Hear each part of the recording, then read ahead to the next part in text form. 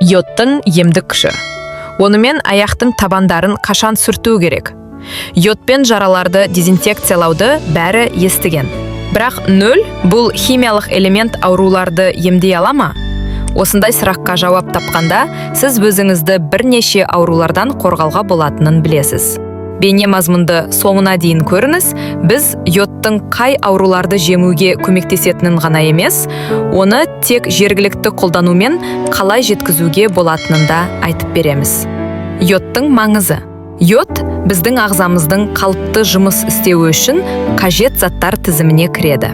Қалқанша безі йодтың жетіспеушілігінен ең көп зардап шегетін орган. Бұл оның дисфункциясының дамуына келеді. Бұл бүкіл ағзаға әсер етеді. Адам салмақты тез жоғалта бастайды, әлсірейді. Тіпті оның сүйектері берік емес және жарақаттарға төзімділігі төмендейді.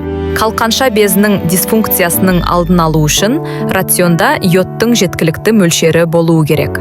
Бірақ бір қатар аймақтарда адамдар оны тамақтан ала алмайды.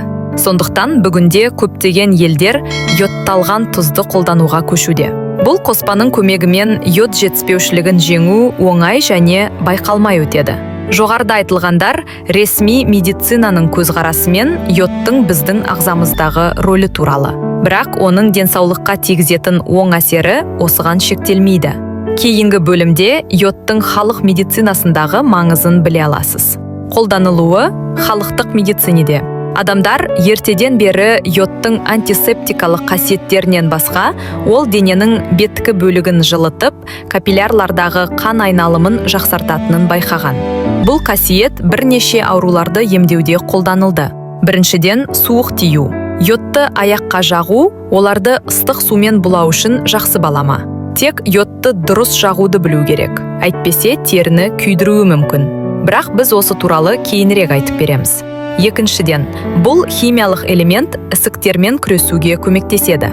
Тіндердегі қан айналымын жақсарту, сұйықтықты шығару және не алмасу процестерін қалыпқа келтіруге ықпал етеді. Сондықтан қарапайым йод торы аяқтың шаршауы мен сұйықтықтың тоқырауын күн бойы физикалық жүктемелерден кейін жоюға қабілетті.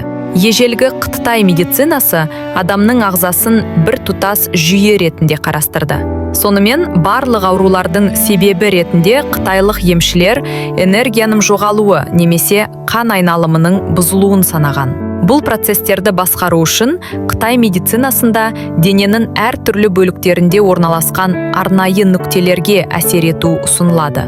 Әсіресе аяқтың табандарында олардың көп саны бар. Дәстүр бойынша осындай нүктелерді ынталандыру үшін акупунктура қолданылған. Бірақ үй жағдайында да ағзаның жұмысын белсендіру, аяқтың терісін жылытып, тітіркендіріп, йодпен оңай жасауға болады. Достар, біздің команда үнемі денсаулығыңыз бен ұзақ өмір сүру үшін жаңа әдістер мен рецепттер іздейді. Әр қайсымызға пайдалы болғанымызды сезіну маңызды. Барлығы осыған байланысты. Сондықтан арнаға жазылмаған, бірақ оны көріп отырғандарды жазылуға шақырамыз. Ұмытпаңыздар, қоңырау белгісін басып, барлық хабарламаларды таңдауды. Әйел адамның аяқ қолдарының қан айналымы бұзылғанын білу тарихы белгілі.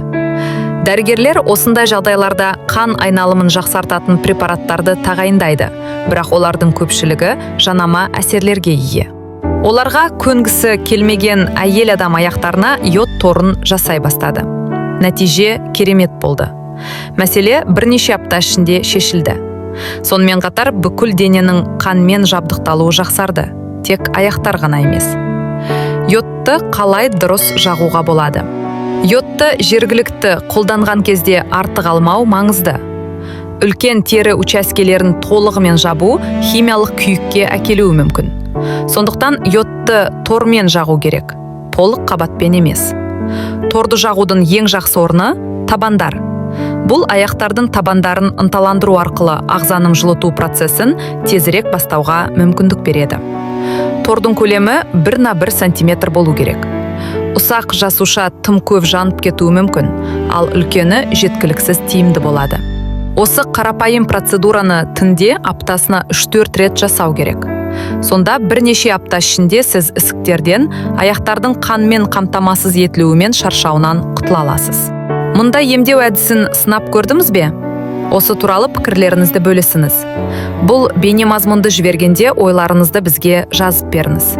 Сондай-ақ, денсаулық пен ұзақ өмір сүру туралы жаңа қызықты бейне мазмұнды жіберіп алмау үшін арнаға жазылыңыз. Қоңырау белгісін басқанда барлық хабарламаларды аламын деп белгіленіз. Сізге денсаулық пен ұзақ өмір сүру тілейміз.